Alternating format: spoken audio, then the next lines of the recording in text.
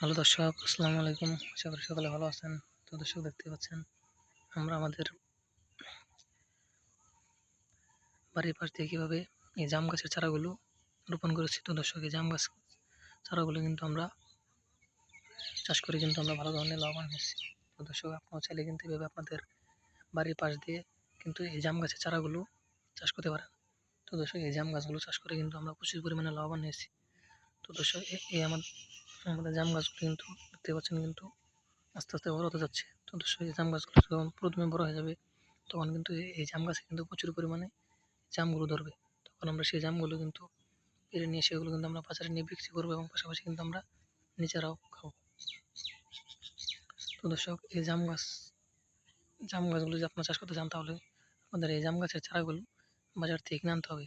তারপর সেই চারাগুলো আপনাদের বাড়ির পাশ দিয়ে বা আপনাদের পুকুরের পাশ দিয়ে কিন্তু এই জাম গাছগুলো রোপণ করে দিলে কিন্তু আস্তে আস্তে এই জাম গাছগুলো কিন্তু আস্তে আস্তে বড় হয়ে যাবে।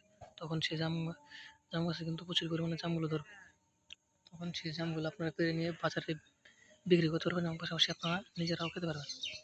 তো দর্শক, দেখতে পাচ্ছেন আমরা কীভাবে আমাদের পুকুরের পাশে আমাদের বাড়ির পাশ দিয়ে কীভাবে এই জাম গাছগুলো চাষ করতেছি। তো দর্শক, এই জাম গাছগুলো চাষ করে কিন্তু আমরা ভালো ধরনের লাভবান হয়েছি। তো দর্শক, আপনারা চাইলে কিন্তু এভাবে আপনাদের পুকুরের পাশ দিয়ে কিন্তু জাম গাছগুলো চাষ করতে পারেন।